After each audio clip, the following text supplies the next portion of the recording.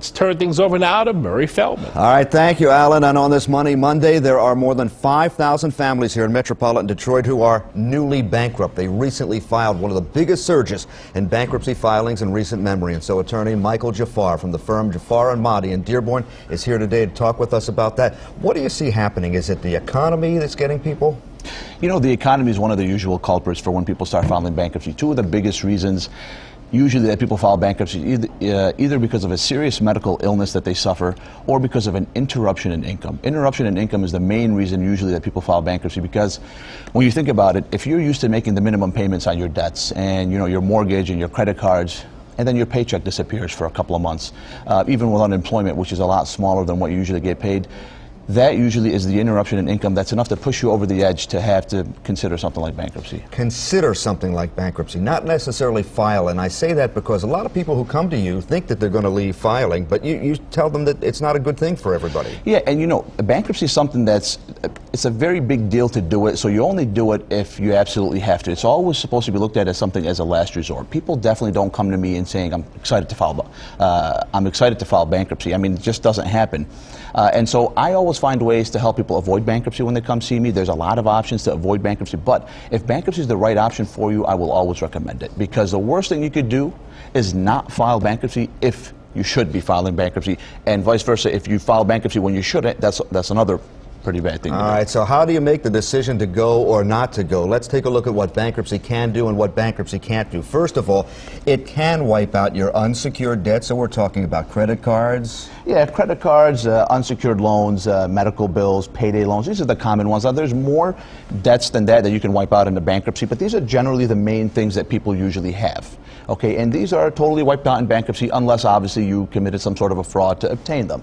Once in a great while I'll get somebody who comes in and they lied in order to get a loan. That's different, but by and large you can wipe out all of these debts in a bankruptcy. Got an email this morning ahead of today's segment on Money Monday, and somebody said, I know you're going to be talking about bankruptcy. Hey, listen, I had some taxes that were not wiped out. Most tax debt cannot be wiped out in a bankruptcy. Also, student loans cannot be wiped out in a bankruptcy, and back child support cannot be wiped out in a bankruptcy. These are the three main categories of things that cannot be discharged in a bankruptcy.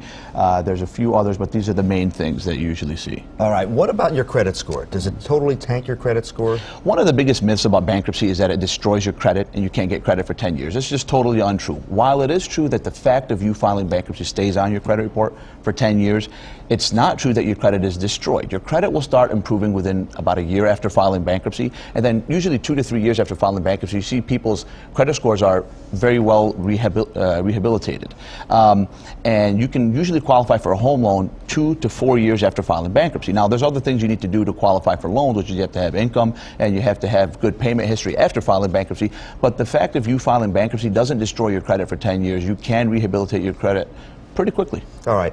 You have to work at it. Yes, yeah. But it can be done. Yes. One other thing I want to mention here, that there is a growing problem with a lot of people who think they are getting good bankruptcy counseling. Yes. And they're really not. And you have called it a growing problem. Let's take a look at some of the things that are going on out there with people who may not be ready to help you, even though they purport to be ready to help you. These are people who are not attorneys. They're not members of the bar. This is such a growing problem that the local bankruptcy court came down with an administrative order limiting these bankruptcy petition preparers. These are non-attorneys that promise to prepare your bankruptcy for a low fee. And obviously, if you're someone who's running into financial problems and cash flow is tight, it's going to be tough to hire an attorney because bankruptcy is a little bit expensive. So what happens with a lot of these non-attorneys is they promise you to prepare your bankruptcy for a low fee. What people don't know is that these people don't know anything about bankruptcy. They are not allowed to give you legal advice, and then they cause you more harm than good, because now you file your bankruptcy without an attorney, you go to the hearing, these bankruptcy petition preparers cannot represent you at that hearing, and so, all of a sudden your case starts getting messed up and you don't understand why. You thought you got a bargain. At the end of the day, you got more than you bargained for. And if you lie, it could wipe out the whole thing. Honesty is key in bankruptcy. Lying on your bankruptcy petition is a bankruptcy crime. It's a federal crime. And so another thing with these bankruptcy petition preparers is you don't really understand what's going on. You may end up lying on accident on your papers. You don't know what you're signing. A bunch of stuff is put in front of you. You need an attorney to go through it and explain to you that you have to make sure this bankruptcy is filed legitimately and accurately. Otherwise, it could cause a lot of problems for you. All right, great advice, Michael. Attorney Michael Jaafar from the firm Jaafar and Mahdi. They're based in Dearborn. do a lot of consumer conferences and seminars throughout the year in the neighborhood, and when they do, we'll have them for you on myfoxdetroit.com, the website that's working for you. And we'll work for you tonight at 5. I'll be back with Money Works, the Job Shop, and all the news you need to know, because we're working for you.